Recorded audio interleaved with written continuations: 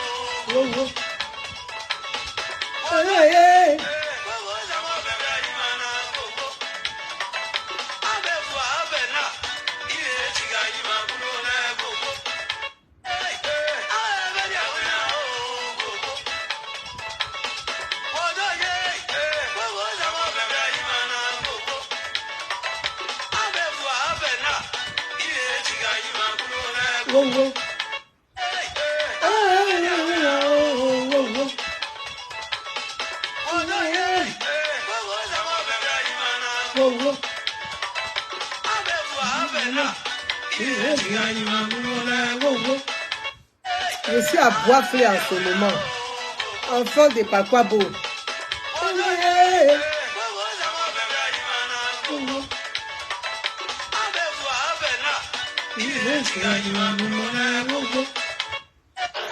Bon.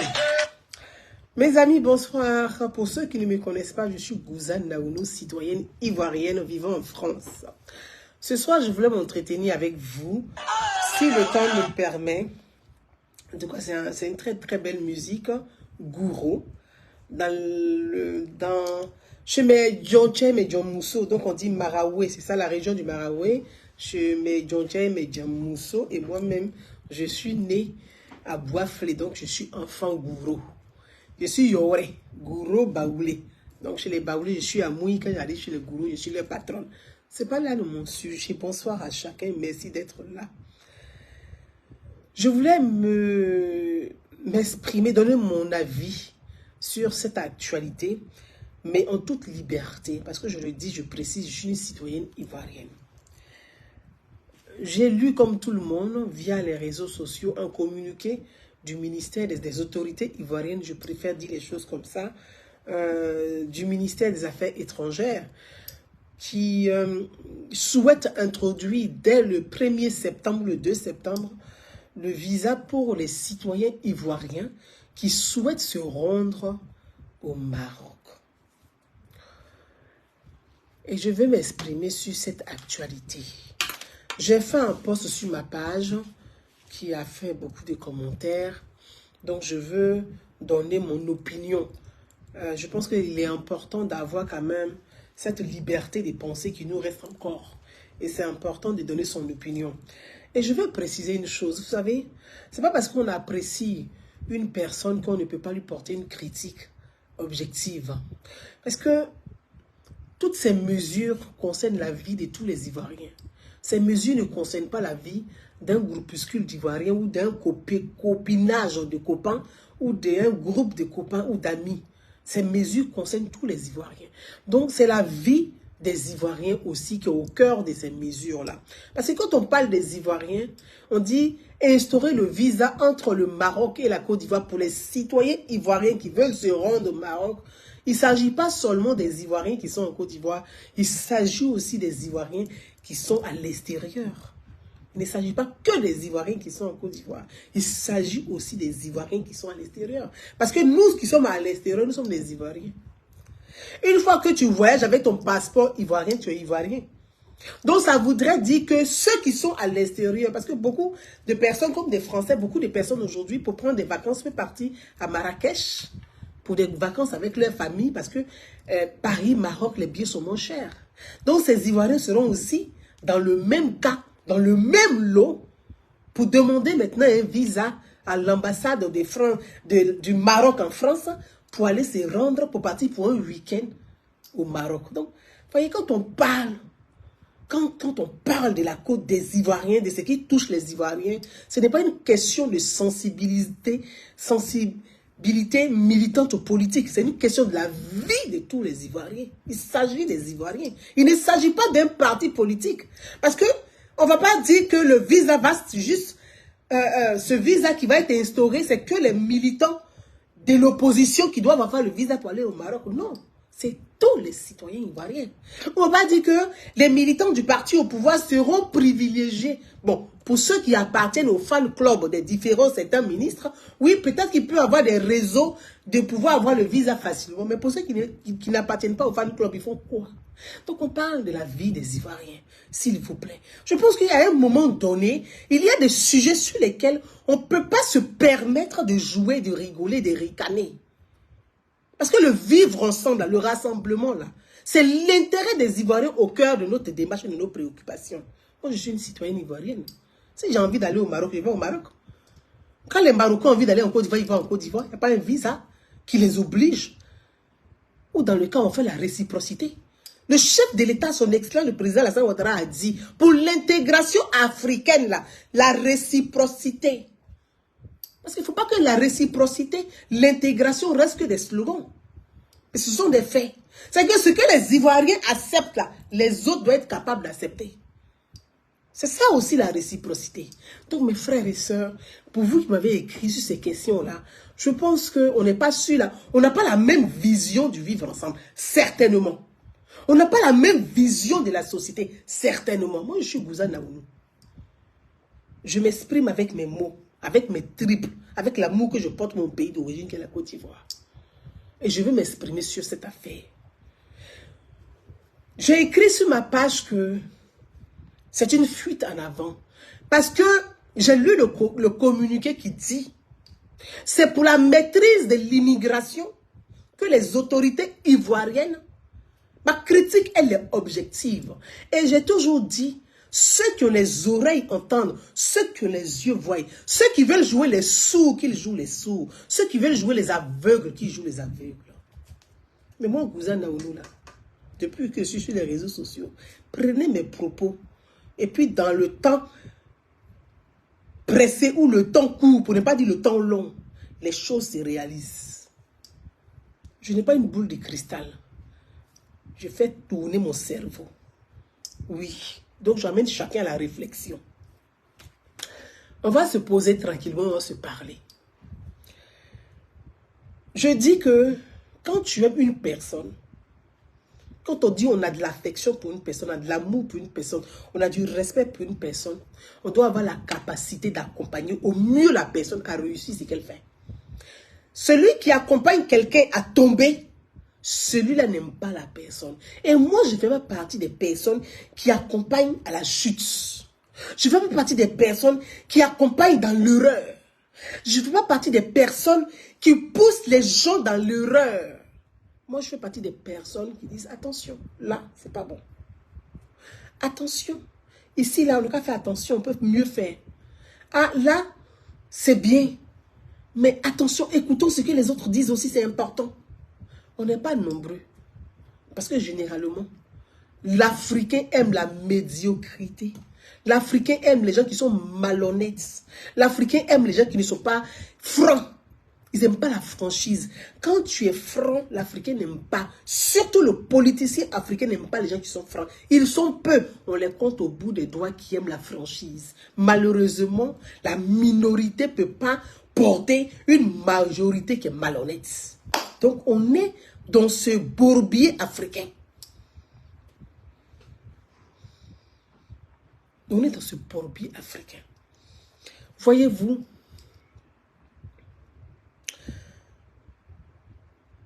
parlons de l'introduction du visa entre le Maroc et la Côte d'Ivoire.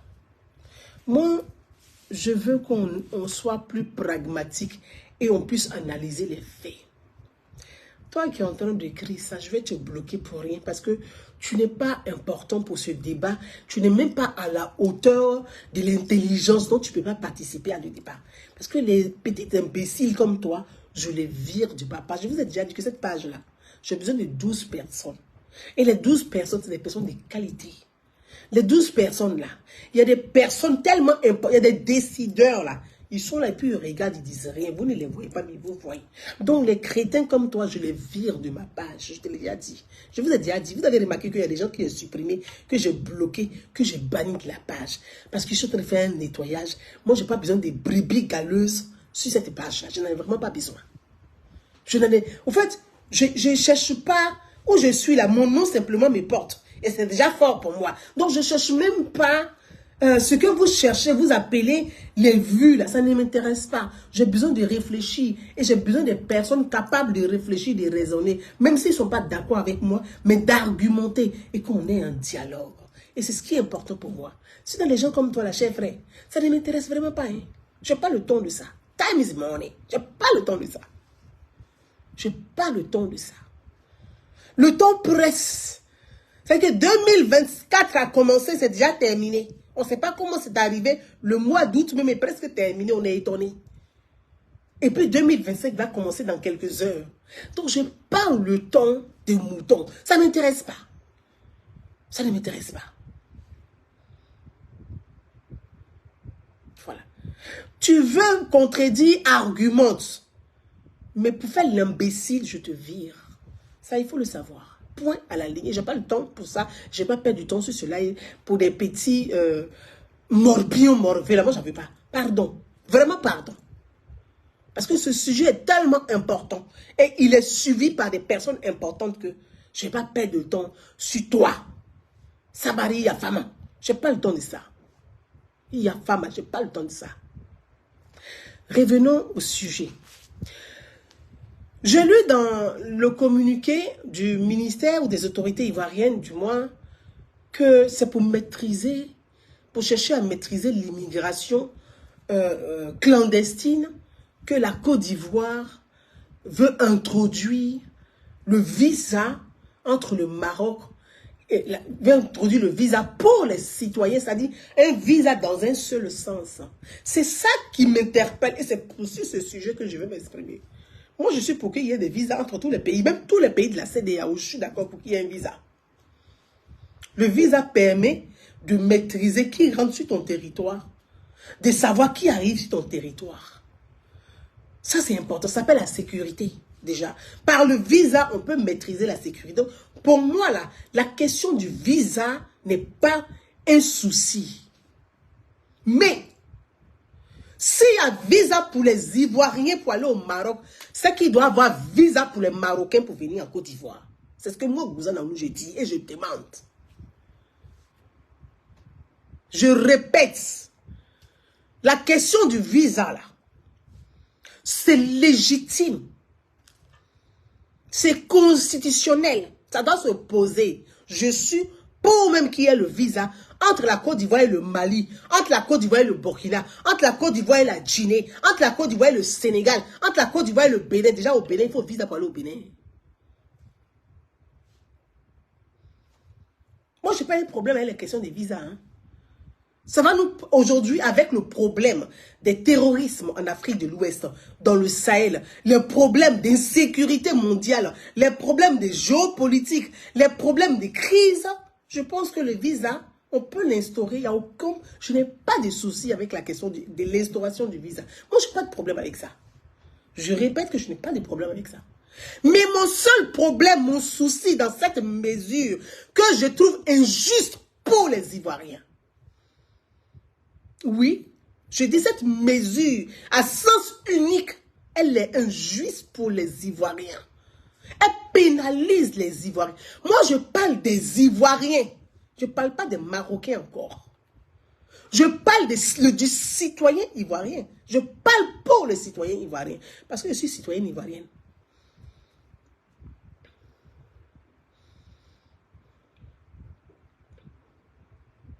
Je suis citoyenne ivoirienne.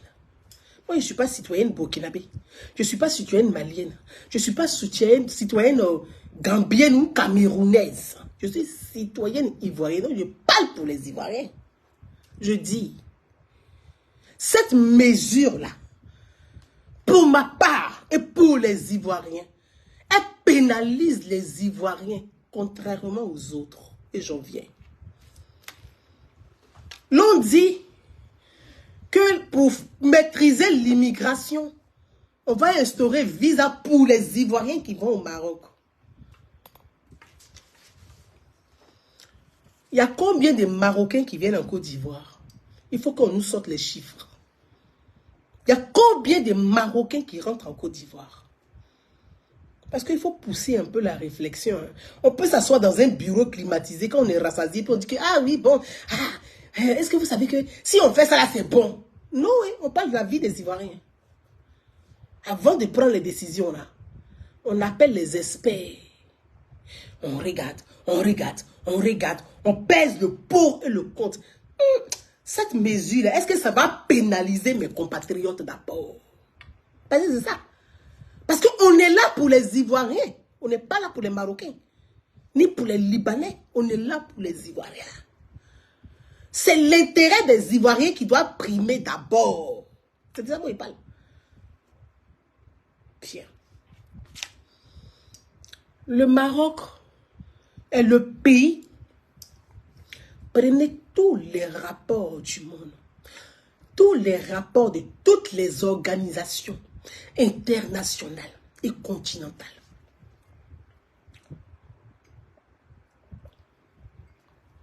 Prenez tous les rapports. Toutes les chancelleries africaines ont ça. Toutes les chancelleries internationales ont ça. Toutes les organisations ont ça. Tous les dirigeants ont ça. Le Maroc est le pays, la plateforme de la drogue dans le Sahel. Je répète, le Maroc là, c'est plateforme de la drogue. C'est-à-dire quand on dit les cartels des drogues là, ils sont au Maroc. Quand on dit cartel des drogues, pourtant aujourd'hui on sait que la drogue est en train de détruire la jeunesse africaine en Afrique de l'Ouest. Ça ne vient pas de Colombie, ça vient du Maroc. Donc s'il y a visa à instaurer là, on doit instaurer visa dans les deux sens pour que les autorités ivoiriennes sachent qui quitte au Maroc pour rentrer en Côte d'Ivoire et puis avec quoi ils rentrent en Côte d'Ivoire. Parce que les Marocains que vous voyez là, l'argent qu'ils ont là, la majorité là, ce n'est pas l'argent des tomates et des carottes qui plantent dans le désert, que votre frère cueille dans le désert, c'est pas ça. C'est connu. C'est connu en Europe. C'est connu aux États-Unis. C'est connu en Chine. C'est la plateforme de la drogue qui est en train de détruire la jeunesse africaine aujourd'hui. C'est la plateforme. Les Européens, la Hollande, la Belgique, pas plus tard que hier. L'Allemagne, la France, l'Espagne, l'Italie, les États-Unis. Ils sont en train de se battre. Parce que la drogue, là, ça passe. Et vous savez quoi? Je vais vous dire comment ça se passe. Les migrants que vous voyez qui quittent souvent, qui traversent là, ça c'est ce qu'on voit. C'est pour tromper la police maritime. C'est pour tromper la police fluviale. Mais ce qui passe en dessous, là, c'est la drogue. Tout le monde sait ça. Bien. Donc, je reprends. Je dis, s'il y a visa pour l'Ivoirien pour aller au Maroc, il doit avoir visa pour le Marocain pour venir en Côte d'Ivoire. Ça s'appelle la réciprocité. Sinon, cette mesure, s'il n'y a pas de réciprocité, c'est une mesure injuste pour les Ivoiriens. Pourquoi?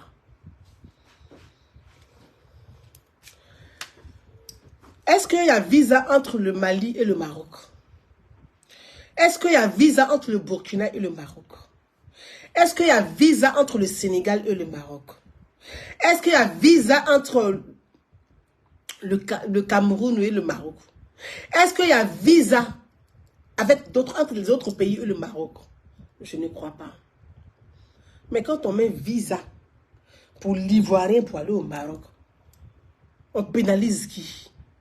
C'est l'Ivoirien qu'on pénalise. On ne pénalise pas ceux qui fraudent les passeports ivoiriens. Parce que l'Ivoirien lui-même, il ne fraude pas son propre passeport. C'est pour lui-même, il ne fraude pas. Parce que j'ai lu. Pour lutter contre les fraudes des passeports. Mais attendez, diantre. Fraude des passeports, là. C'est la faute de qui? Ce n'est pas la faute du citoyen ivoirien. Qui fraude passeport ivoirien? Vous pensez que c'est l'Ivoirien qui va aller lui-même frauder son propre passeport? Quelque chose qui est pour toi, tu vas frauder, tu ne peux pas frauder ce qui t'appartient. C'est celui qui n'a pas là, c'est celui qui fraude. Donc les fraudeurs là, ils sont dans la CEDEAO, non des Ivoiriens. Ce n'est pas les Ivoiriens qui vont frauder leur propre passeport. L'Ivoirien n'a pas un problème avec son propre passeport. C'est son passeport à lui. Mais c'est ceux de la CEDEAO là. C'est eux qui font des faux, vrais passeports. Donc le problème là, ce n'est pas le citoyen ivoirien qu'il faut pénaliser. Il faut prendre des mesures pour lutter efficacement contre la corruption. Parce que la corruption, elle commence par les mairies. La corruption commence par les sous-préfectures. La corruption commence par les préfectures. C'est là-bas tout commence et puis ça arrive à la sûreté où on fait le passeport. Le passeport ne se fait pas au black market. Puisque aujourd'hui, là, le passeport, là, il y a tes empreintes. Donc, les empreintes, là, ce n'est pas au black market, on met dans le passeport. Ça se fait à la sûreté. Donc, il faut remonter la chaîne, y compris des préfets, des sous-préfets et du ministère de l'Intérieur. Donc, s'il y a des fraudes des passeports ivoiriens, il y a des gens qui doivent démissionner. Ce n'est pas les Ivoiriens qu'on va pénaliser. Il faut faire démissionner ceux qui n'ont pas bien travaillé. C'est pour ça que j'ai parlé de fuite en avant. Il ne faut pas avoir fait l'autruche pour dire on va maîtriser l'immigration, on plonge la tête dans le sable. Donc, on va mettre visa entre le Maroc et la Côte d'Ivoire uniquement que pour les Ivoiriens qui souhaitent partir au Maroc. Non. Non. Mes frères et sœurs,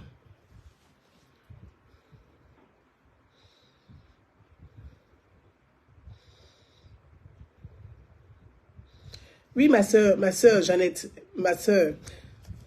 Jeannette Amon, il n'y a pas de visa pour les Marocains. Et ils viennent librement. Ils peuvent venir avec pour venir faire blanchir l'argent en Côte d'Ivoire. C'est qui se passe là? Vous pensez que c'est shawarma et glace vanille cornée qu'ils vendent là qui fait leur fortune? Vous croyez à ça? C'est du blanchiment d'argent. Voilà. Ils viennent librement blanchir leur argent. Ils n'ont pas de problème, il n'y a pas d'inquiétude. Comme ils savent qu'il y a la corruption, ils vont corrompre des gens et ils vont blanchir librement leur argent. Maintenant, quand ils viennent blanchir leur argent, là, ils prennent l'emploi de qui? Ah, parce qu'on casse les petits commerçants ivoiriens. Hein. Et puis, on va construire des boutiques. Les boutiques qu'on construit, là, on dit oui. Part de porte 10 millions. L'Ivoirien qui vend beau flotteur, il a 10 millions pour prendre part de porte pour payer une boutique. Ça veut dire que ce sont les mêmes Marocains là qui vont revenir prendre toutes ces boutiques-là. La femme qui vendait la tiéké, là, elle ne vend plus la tiéké. Hein, parce qu'on doit rendre Abidjan joli, donc tu ne dois plus vendre la tiéké, tu dois manger shawarma forcé. On n'a qu'à faire attention à ce qu'on fait. On n'a qu'à faire attention. Moi, j'aime le président Alassane Ouattara, j'aime sa politique. Et ça, je n'ai même pas...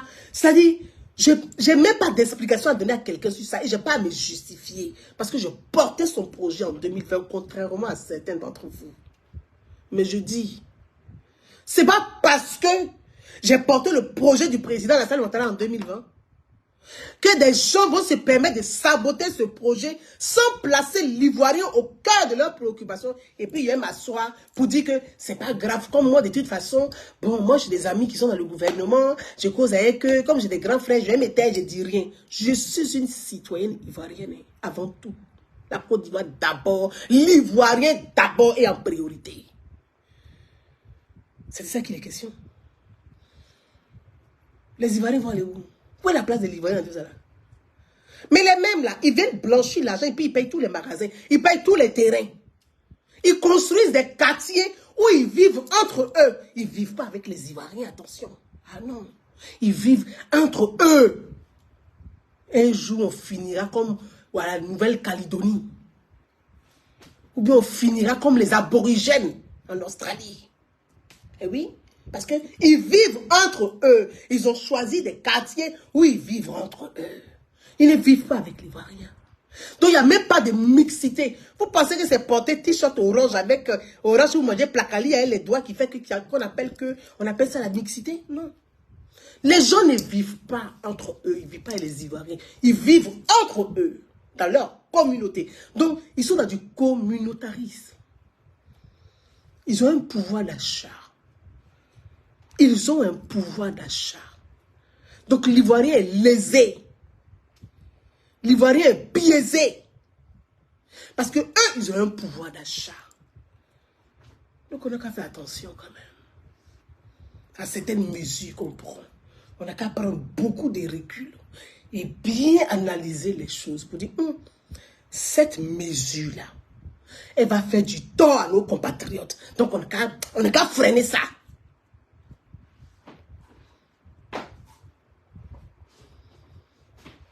Toi qui m'écoutes, qui est en France ici, tu peux aller au Maroc facilement pour les vacances, mais aujourd'hui, le temps va visa, tu vas aller faire la queue. Toi, tu vas aller faire la queue à l'ambassade du Maroc pour partir en vacances au Maroc. Pourquoi? Pendant ce temps, eux, ils s'en vont, ils prennent leurs valises, hop, ils s'en vont à Abidjan, ils sont à l'aise, ils sont contents. Ils arrivent, ils portent votre t-shirt orange, j'aime Abidjan, et vous êtes contents. Non, on ne peut pas faire ça. S'il y a visa pour l'Ivoirien pour aller au Maroc, n'est là, il n'y a qu'à avoir visa pour le Marocain pour venir en Côte d'Ivoire. La réciprocité, on va se respecter un peu. On est Ivoirien, hein? On n'a qu'à se respecter un peu. J'entends dire qu'il y a beaucoup de migrants ivoiriens au Maroc. Vous savez combien de mineurs isolés marocains qui sont en France? Vous savez combien de mineurs isolés marocains qui sont en France? Vous savez combien? L'estimation qui a été donnée en 2023 pour l'Afrique subsaharienne, pour les migrants subsahariens au Maroc, c'est entre 70 000 et 200 000. Donc, entre 70 000 et 200 000, là, on dit l'Afrique subsaharienne.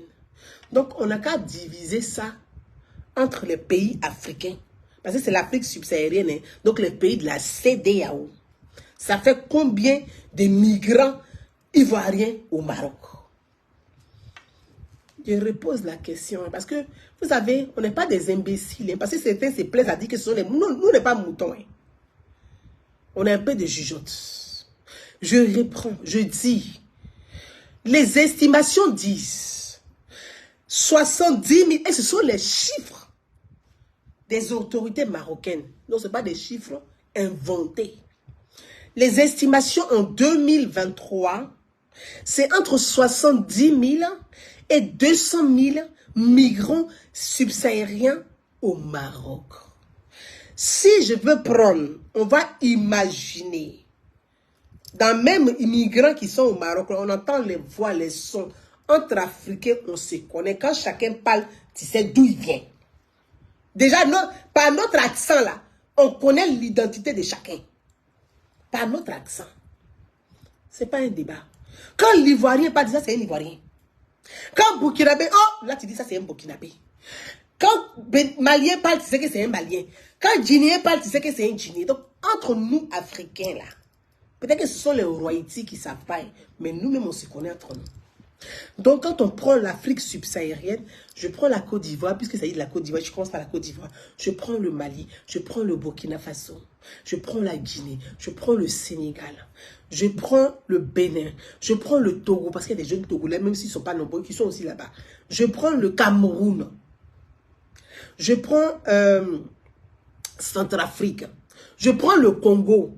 Je vais rester mais simplement si 10 pays. Si vous divisez,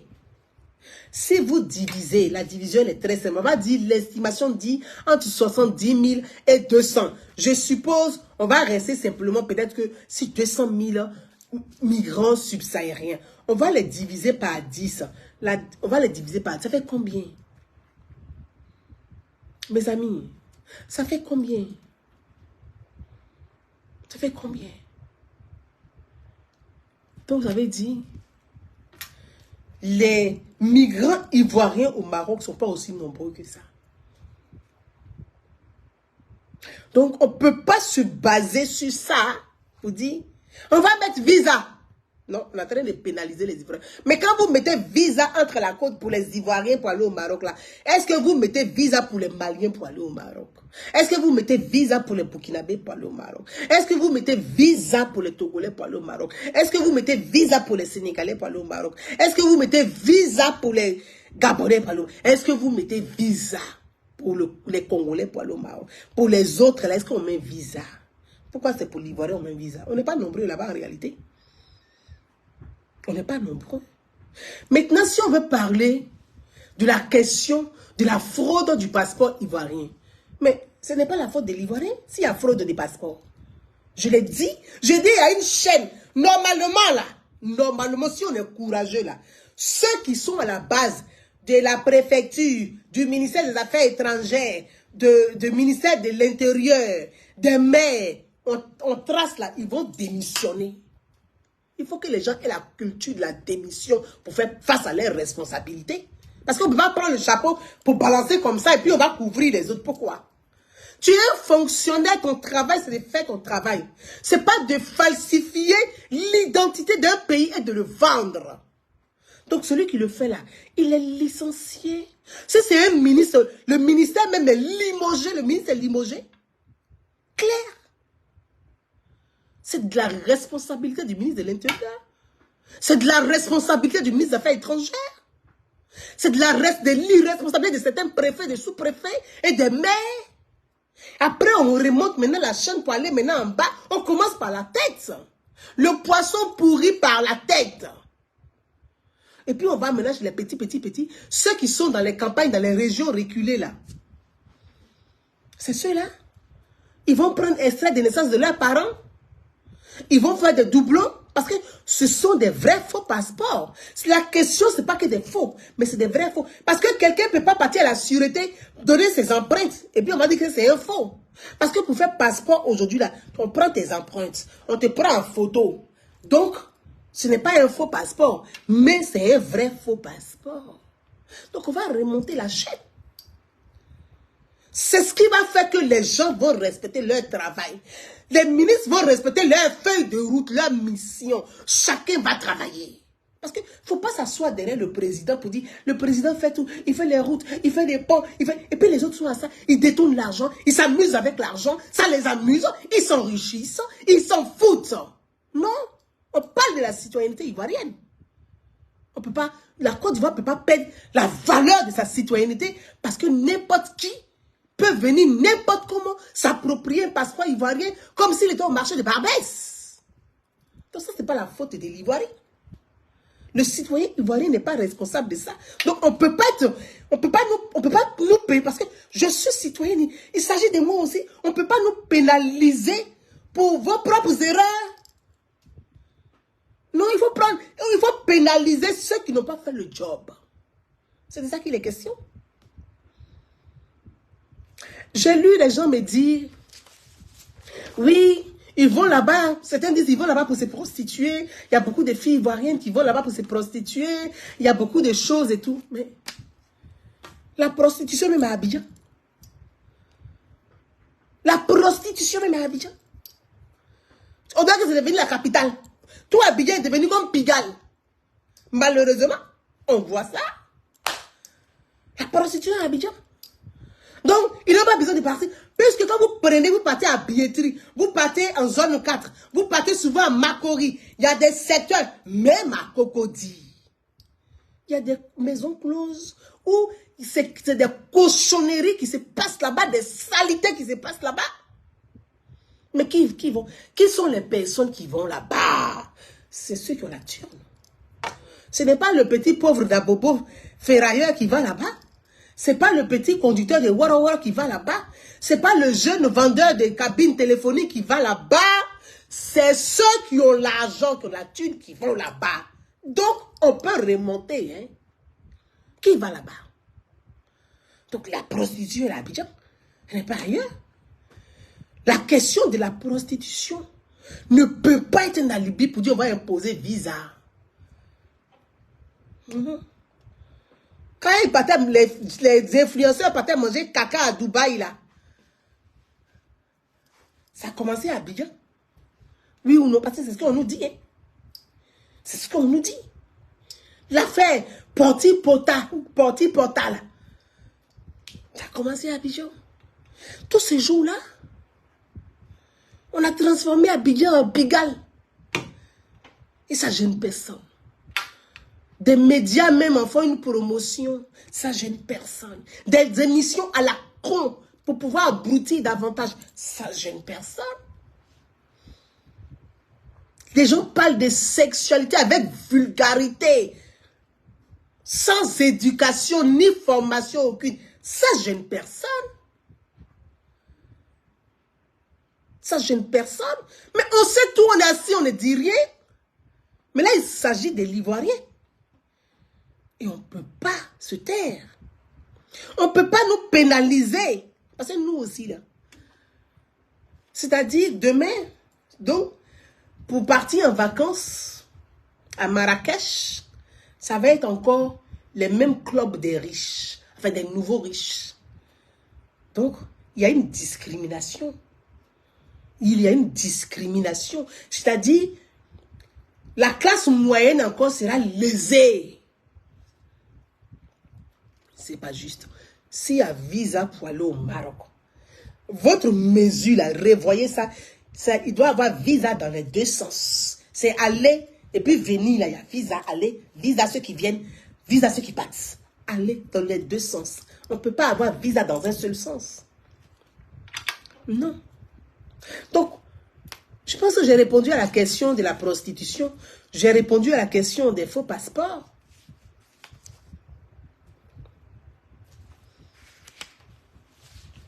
J'ai répondu à la question des faux passeports. On a vu où il y a eu, et en plus c'était des Marocains, hein, des Marocains, des Libanais, qui étaient dans des trafics de passeports diplomatiques. Ça aussi c'est la faute des Ivoiriens. Est-ce que ça c'est la faute des Ivoiriens? Logiquement là, j'ai dit que le ministère des Affaires devait être limogé. C'est comme ça on fait. Comme ça les autres vont dire, j'ai bien fait mon travail. Ah oui, le ministre des Affaires étrangères devait être limogé. Il devait démissionner le lendemain. Quand l'affaire des passeports diplomatiques sort là, tu te poses ta démission, gars. Tu ne restes pas là. Mais non, on n'a rien dit. On est resté, on s'est assis. Non, s'il a la démission là, ça va gâter le nom du Prado. Mais déjà, même s'il n'a pas de démission, mais ça gâte encore, non, même encore plus. On dit, ah bon, en Côte d'Ivoire, les gens font tout et n'importe quoi. Ils démissionnent jamais, ils sont à l'aise. Dominique Yaba, je t'embrasse. Merci pour les 200 étoiles. Merci. Je t'embrasse. Il n'est pas démissionné. Les gens sont là, ils ne démissionnent pas. Pourquoi? Et les causes, je vais venir aux causes. Pourquoi aujourd'hui? C'est qu'on ne traite pas les causes, on ne traite pas les questions. C'est-à-dire, on est là, on fait du bric-à-brac. Non, celui qui se lève là, il fait du bric-à-brac. Chacun veut se rendre intéressant. On ne peut pas faire du bric-à-brac avec la vie des gens. Nous sommes Ivoiriens, nous sommes les Ivoiriens de l'extérieur. Donc cette mesure nous concerne aussi. Elle ne concerne pas que les Ivoiriens de l'intérieur. Et puis, on parle de nous. Les gens peuvent venir, c'est-à-dire que les gens peuvent se pavaner, quitter n'importe où, venir en Côte d'Ivoire, être à l'aise. Ils ont volé l'argent, ils ont braqué des banques, ils ont vendu de la drogue, ils viennent avec l'argent là. Une fois qu'ils disent, ah, le bras de travail, il y a le pont est joli, hein, la route est jolie, hein, l'autoroute est jolie, hein. Une fois qu'ils disent ça, vous vous contentez de ça, sans vérifier où vous enlevez l'argent, puis ils sont arrivés pour faire ce cinéma avec vous. On est assis, on regarde. On se dit, c'est pas grave. Mais l'Ivoirien, là, doit être votre priorité. On doit être au cœur de votre respiration. Quand vous devez dormir, vous devez penser comme, est-ce que l'Ivoirien a mangé? Quand vous vous réveillez, est-ce que l'Ivoirien a pris son petit déjeuner à midi avant de manger aussi, là? Pensez, est-ce que l'Ivoirien a bien mangé à midi? C'est ce qu'on vous demande. C'est pas compliqué. Vous êtes là pour ça. On vous a élu pour ça. On vous a nommé pour ça. On ne vous a pas nommé pour vous nous faire pleurer. On ne vous a pas nommé pour nous faire souffrir, pour dire souffrez morceau par morceau des joies coupées, décalées. Non. Non. Non, moi je ne suis pas d'accord avec ça. S'il y a visa pour aller au Maroc, il doit avoir visa pour le Marocain qui vient en Côte d'Ivoire. C'est de ça qu'il est question. Ça s'appelle la réciprocité.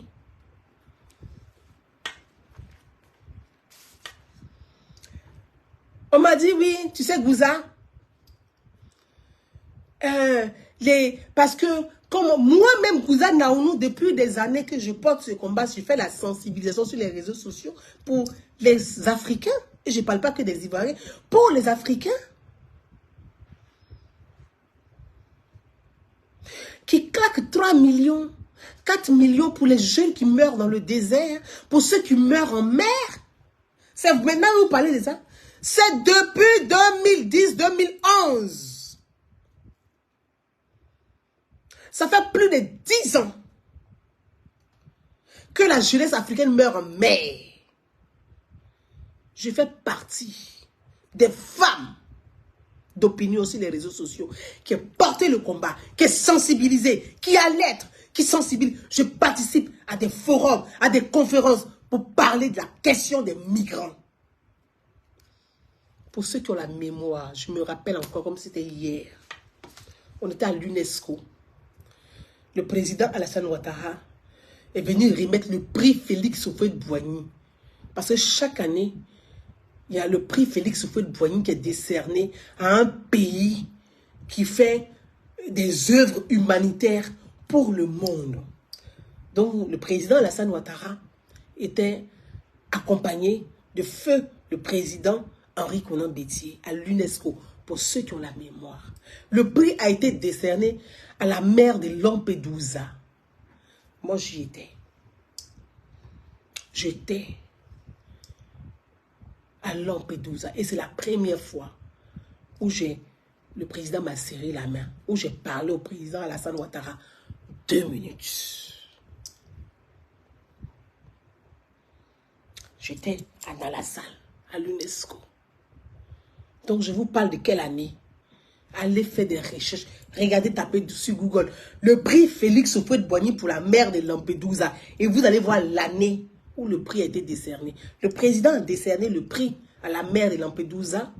Parce que Lampedusa est un petit village de pêcheurs qui a accueilli les migrants qui échouaient sur les côtes en Italie. Et le pays a tellement accueilli les migrants que la mère même a perdu aux élections. Elle a perdu parce que les pêcheurs en avaient marre le fait qu'elle puisse accueillir les migrants et que eux, c'était devenu compliqué, l'insécurité et ainsi de suite. Donc, la question de la migration des migrants, c'est une question qui me touche. Souvent, j'en parle avec colère, j'en parle avec les larmes à mes tripes parce que humainement, c'est un drame. C'est un drame humanitaire, c'est un drame mondial. La mer est devenue un cimetière à ciel ouvert.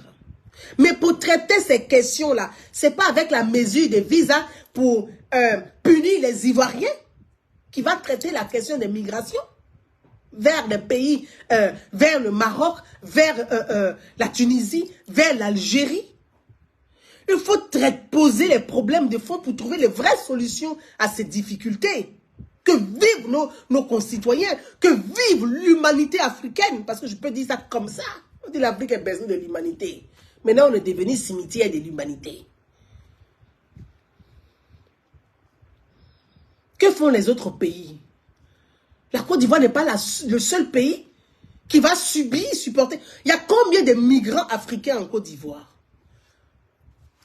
Parlons-en. Comme il y a trop de migration pour maîtriser l'immigration, on va mettre visa pour les Ivoiriens qui vont au Maroc. Mais mettez les visas pour les Maliens qui viennent en Côte d'Ivoire. Mettez aussi le visa pour les Burkinabés qui viennent en Côte d'Ivoire. Mettez aussi le visa pour les Guinéens qui viennent en Côte d'Ivoire. Mettez aussi le visa pour les Camerounais qui viennent en Côte d'Ivoire. Mettez aussi les visas pour les Centrafricains qui viennent en Côte d'Ivoire.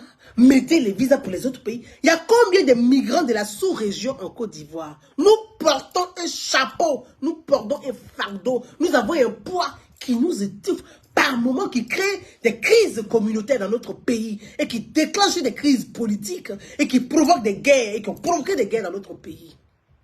Mais la Côte d'Ivoire a supporté ça. Le Maroc n'a pas dit qu'il veut rentrer dans la CEDEAO. C'est pas ce qu'ils ont dit. Pourtant là, Ils sont dans la Ligue arabe. Ils sont dans la Ligue arabe. C'est quel doufflé ça? C'est quel doufflé ça? À un moment donné là, il faut qu'on arrête un peu 2 minutes. C'est quel doufflé ça? Ils sont dans la Ligue arabe.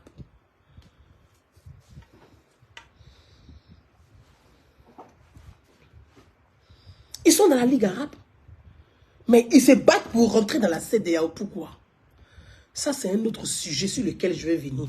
Parce qu'il y a legally, il y a l'argent à gagner là-dedans. Il y a l'argent à gagner là-dedans. C'est nous, ils vont prendre pour leurs moutons, leurs pions, leurs mâche-pieds pour gagner gros.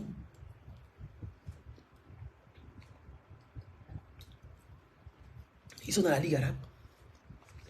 Ils veulent faire dans la CEDEAO. CEDEAO, ils veulent voir dedans. Parce qu'ils sont en palabre avec l'Algérie. Ils cherchent des amis pour faire palabre avec l'Algérie. Nous, on a fait quoi avec ça? Nous, on n'est pas Souraka. Non. C'est un autre sujet. Donc, je veux dire. Ça fait mal. Parce que nos ressortissants, nos compatriotes de la sous-région, du Sahel,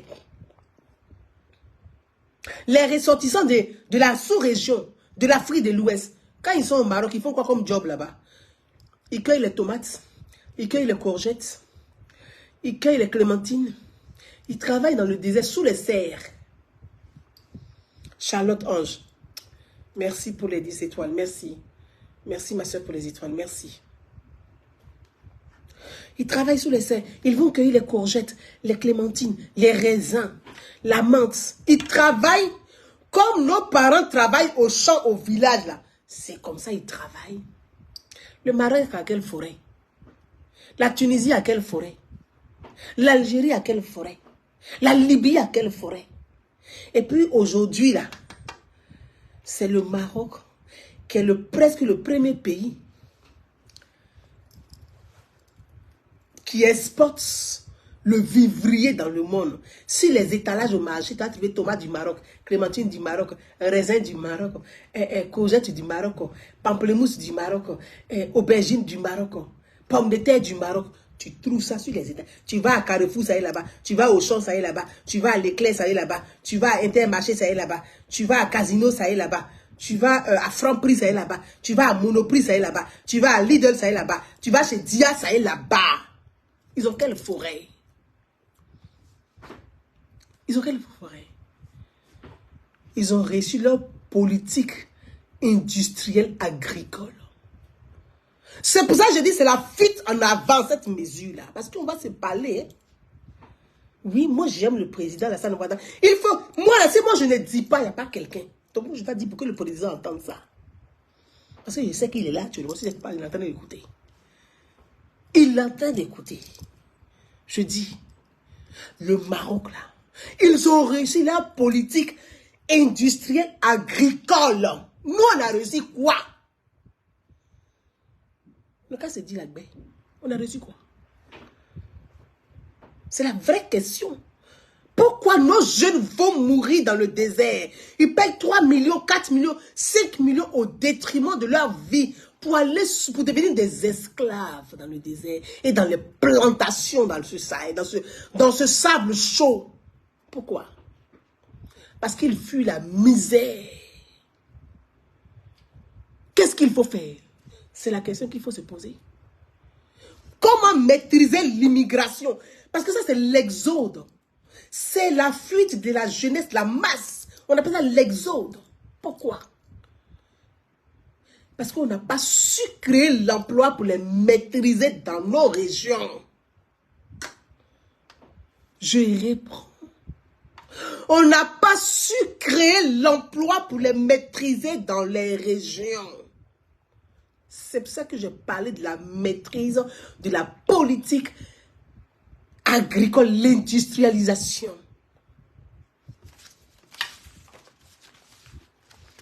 Mes chers frères et sœurs, pour ceux qui ont la mémoire, je ne dirais pas autant jadis. Autrefois, quelle était la politique agricole autrefois? On peut en faire un bilan. On est où aujourd'hui? Quelle était la politique agricole autrefois? À Odiéné, autrefois, il y avait une usine de transformation de jus à Odiéné. S'il y a les Odiénékas ici, dites-moi c'est faux ou c'est vrai. À Odiéné, autrefois, il y avait usine de transformation de jus. Donc, on n'importait pas le jus, on transformait le jus made in Côte d'Ivoire. Donc, on avait usine de transformation de jus à Odiéné. On avait un lycée technique à Odiéné. Donc, la jeunesse d'Odiéné, de la région d'Odiéné, il restait à Odiéné parce qu'il y avait sacré pour ceux qui ne sont pas allés loin dans les études, pour ceux qui ont abandonné, pour ceux qui n'ont pas été, il y avait de quoi assez former. Donc, il y avait une formation pour insérer cette jeunesse dans la région qui avait du travail. Ça s'appelle la maîtrise de la masse, de la jeunesse. Je parle d'Odiéné.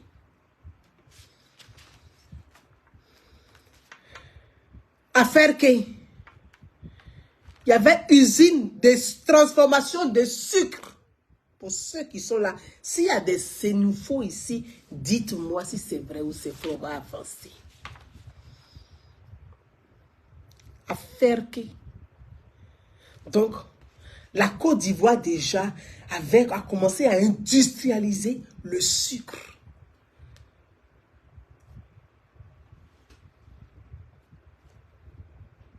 Vous avez compris? L'usine est où aujourd'hui? De sucre là-haut, elle est où? À Odiéné, ça est où? Moïse Koulibaly, merci. Voilà, c'est l'info qu'elle a. Ça est où? Est-ce que Moïse, l'usine de transformation de sucre là existe encore?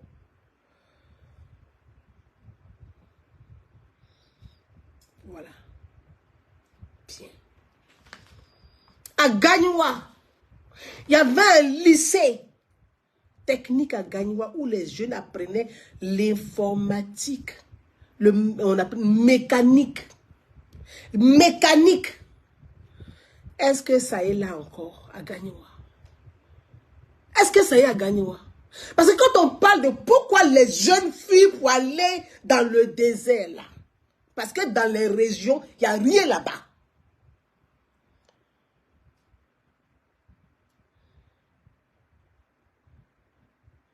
Ça fait mal au cœur. Vous pensez que on est fiers en tant qu'Africains de voir cette jeunesse mourir dans le désert, des femmes qui meurent de soif, des enfants qui meurent de soif dans le désert, des gens qui sont le soleil là, le sable qui est chaud, qui est brûlant là, des gens qui meurent comme ça là-bas. Ce n'est pas une fierté pour le continent africain, c'est une honte pour le continent africain. Mais on fait semblant de faire comme si on ne voit pas. Mais il faut qu'on trouve les vraies solutions à ces problèmes. Mais il faut poser les vrais problèmes pour trouver les solutions. Et non de faire des fuites en avant par-ci et là. Non. Il faut trouver des vraies solutions.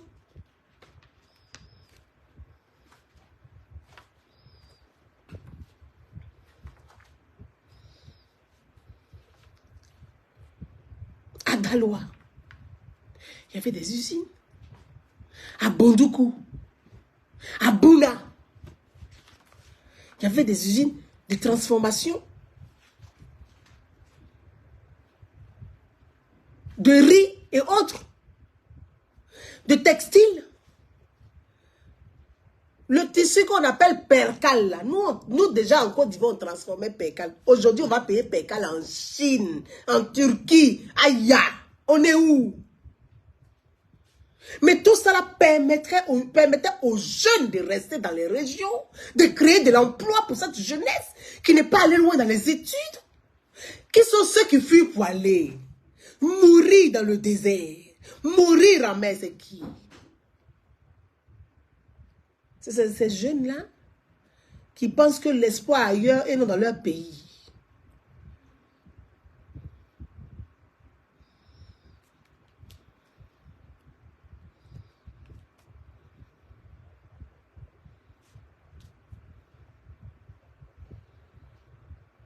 fait mal au cœur.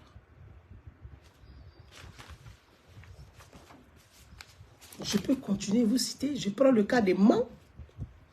Transformation des riz à Odiéné. Merci. Je prends le cas des Mans.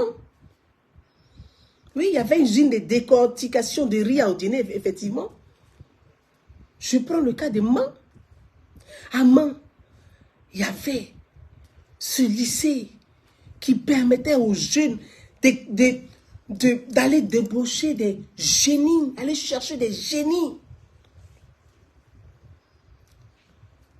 Ce qu'on appelait parabole à l'époque, là, pour regarder, pour émettre la radio et la télé, là. On transformait ça à main. On créait ça à main. À main, là, du montagne, là. On créait ça là-bas. On créait ça à main. Parabole. En ce moment, la Chine même n'avait même pas inventé quelque chose encore.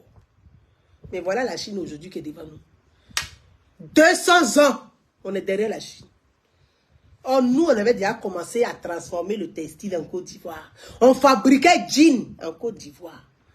Wanglais, je ne sais pas quoi on appelle ça, Wanglais. On fabriquait jeans, 501, je sais pas.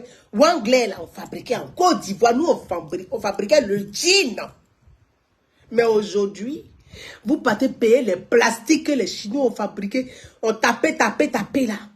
Les gens portent les jeans chinois. Nous, on a fabriqué les jeans avant la Chine.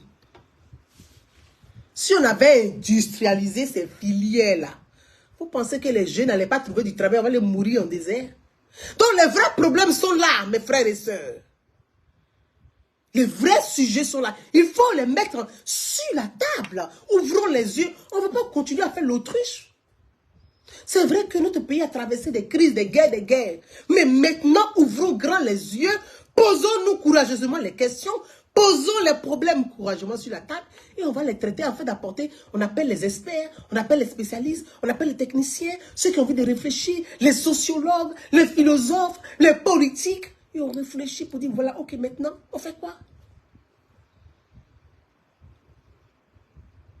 Vous savez, moi, il y a des sujets, je vous ai dit, je suis de la société civile. Donc, il y a des sujets sur lesquels je vais me prononcer. Ça peut plaire comme ça peut ne pas plaire.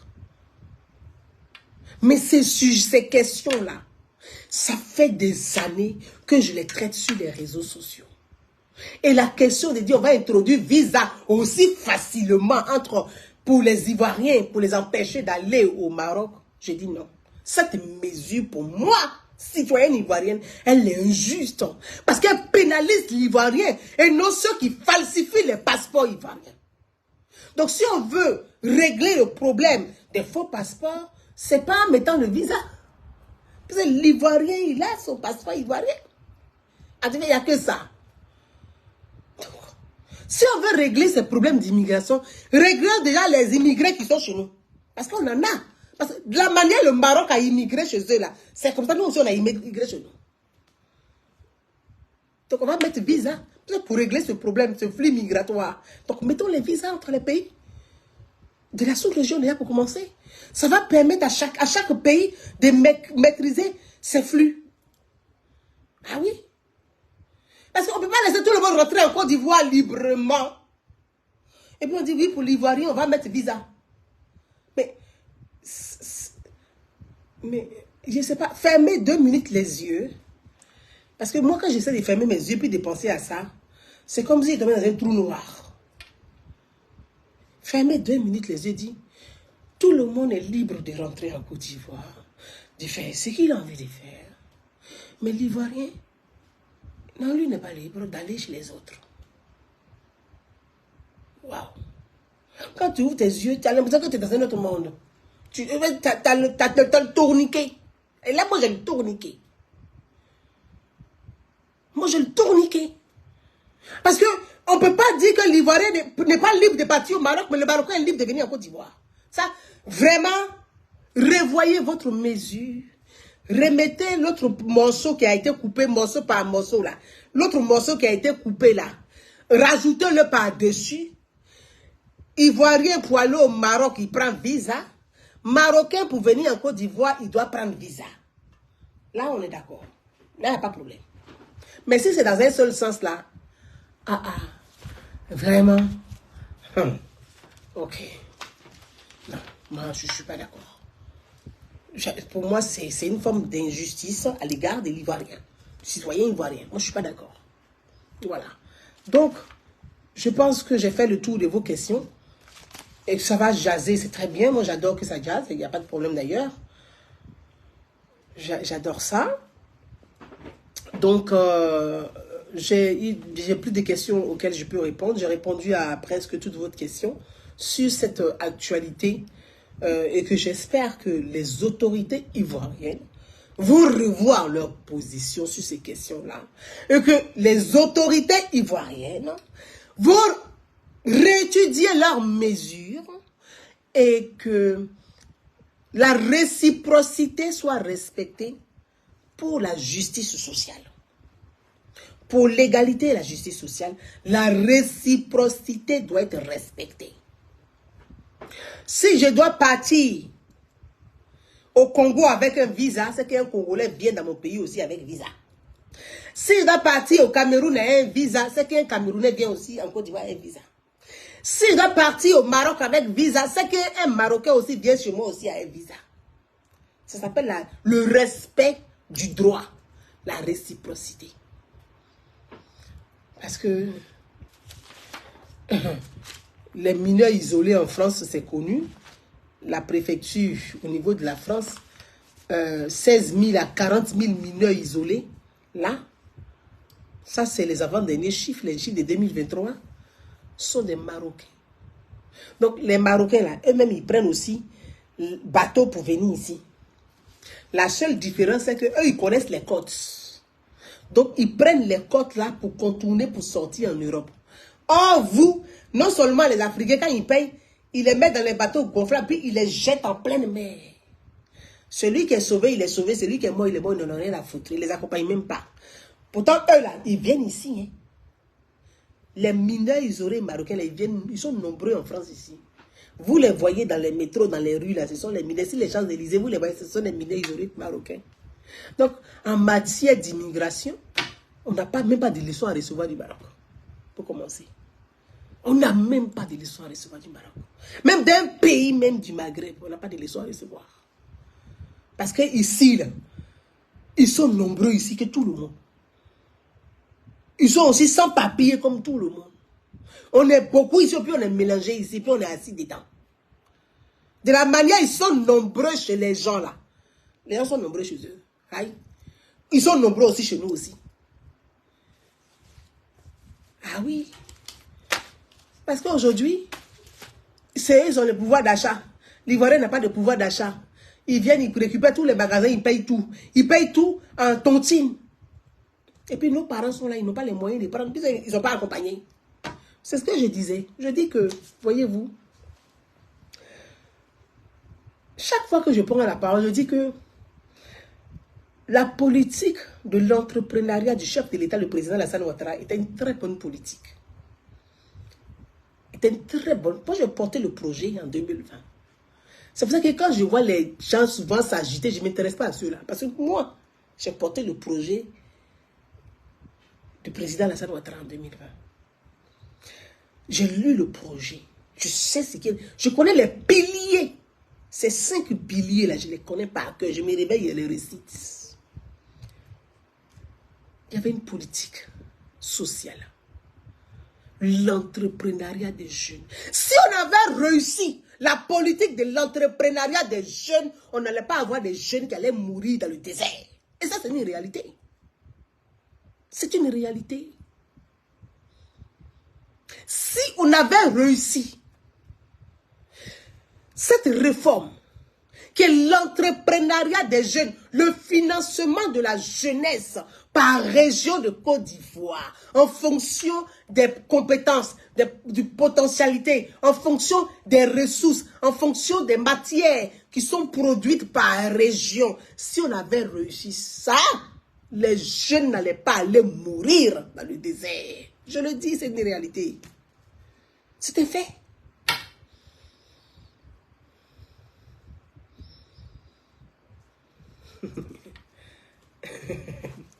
Oh, toi, c'est Bague et Mess qui est venu voir ici. Hey. Ouais.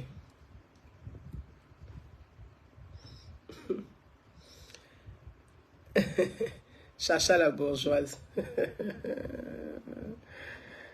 Connaissez Gaou qui passe vraiment. Ça, mon cher, ce sont les anciens bijoux. On ne peut plus payer ça comme avant. Ce sont les anciens bijoux. Merci. Belle soirée et courage à toi. Vous avez compris? On a une politique. Et c'était un projet du président de la République. C'était son vœu. C'était le plus beau de ses projets. On a 31 régions de Côte d'Ivoire. Dans chaque région de Côte d'Ivoire, il y a combien d'usines de transformation là-bas? Dans chaque région de Côte d'Ivoire. Parce qu'avant de mettre visa là, répondez, il y a combien d'usines de transformation dans chaque région de Côte d'Ivoire? Qui emploient combien de jeunes qui sont formés, qui sont employés par ces usines-là? Parce que tout le monde fuit. Il n'y a pas de travail dans les régions. Donc forcément, les gens montent sur Abidjan et Abidjan est saturé. Donc tout le monde monte sur Abidjan et Abidjan est saturé. Parce que l'intérieur du pays, il n'y a pas. Je prends le Grand Nord. À Bundiali, il y a une usine de transformation de décortiquage de anacarde. Voilà. Voilà. Si je veux parler, on va dire, moi je ne fais pas quasiment des papouilles. Mais c'est important de parler de ces questions-là. L'arnacade, par exemple, dans le Grand Nord. Parce que quand on prend les statistiques, les jeunes qui vont beaucoup en masse, quand on prend les statistiques, ils partent dans le désert, ils partent des Dodienné, ils partent des Dalois. Parce que Dalois est la capitale. Hein. Malheureusement, Dalois c'est chez moi. Hein. Vous savez que j'ai un côté pété sur des labia. C'est chez moi. Mais malheureusement, c'est Dalois-là qui est devenu le carrefour de ceux qui transitent pour aller dans le désert, dans le Sahel. Parce que Dalois est une ville cosmopolite, qui est un carrefour où il y a beaucoup de migration, il y a des Guinéens, il y a des Maliens, il y a des Burkinabés, il y a tout le monde. Donc, ben, ils sont là. Et à partir de là, on ne sait pas comment ils se sont arrivés pour avoir les passeports ivoiriens. Hein? Bon, excusez-moi, c'est question. C'est une question. Odienné et Dalois, voilà les deux villes où les gens transitent pour aller dans le désert. Bien. Mais, donc on pouvait maîtriser cette jeunesse vaillante du Grand Nord pour rester dans le Grand Nord. Donc, il y a à Bundiali où il y a une usine de transformation, de décortiquage d'anacards. Mais on pouvait avoir une usine à Odienné et puis avoir une autre usine comment on appelle, le ramassage à Bondoukou, par exemple, parce que les gens font beaucoup de l'anacarde à Bondoukou par là. Pour ceux qui font le tour, hein, il y a anacarde à Bondoukou, au Djéné, du côté des Katiola, là-bas, il y a beaucoup. Donc, le Grand Nord, il y en a. On pourrait avoir des usines de ça. Au lieu de ça, excusez-moi, j'ai vu ici quelque part que le DG de l'anacarde a été limogé pour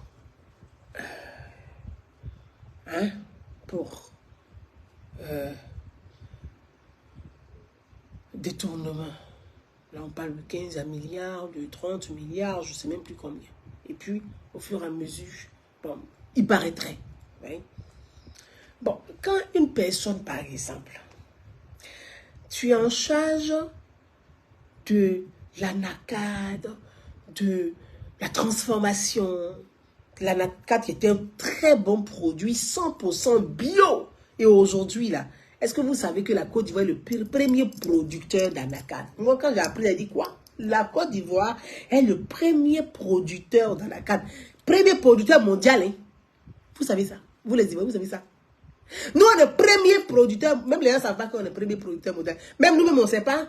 Ceux même qui mangent anacarde, ils ne savent pas que c'est la Côte d'Ivoire qui est le premier pays producteur d'anacarde.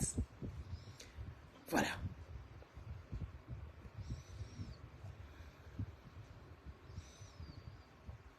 La corruption.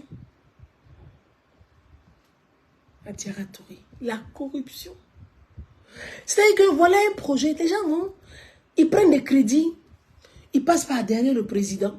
Voyez, Parfois, moi, ça me fait de la peine quand je lis le chef de l'État. Je dis, mais c'est à nous, les citoyens, d'avoir ce courage.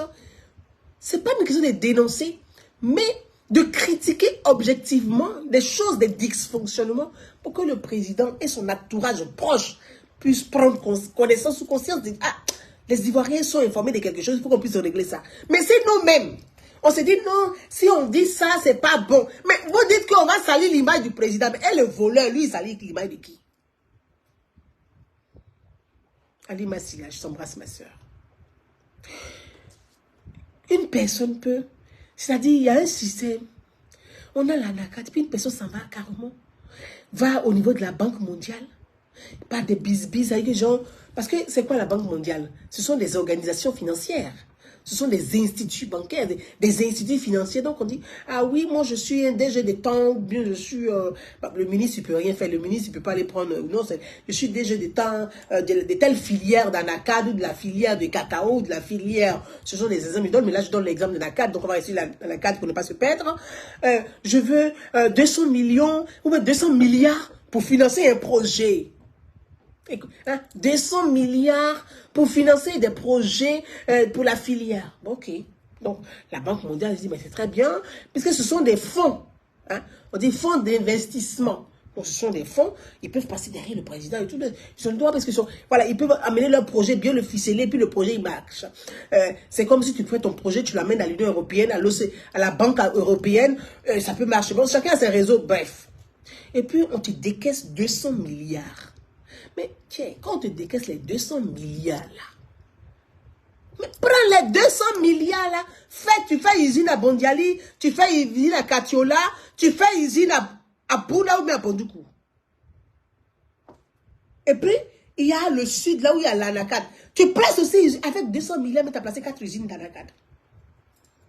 Donc, ça veut dire, dans les régions de production d'Anacad, on peut placer des petites unités qui permettent aux populations, aux paysans, aux cultivateurs, de pouvoir être proches des usines pour apporter leurs produits. C'est comme ça la Chine fait.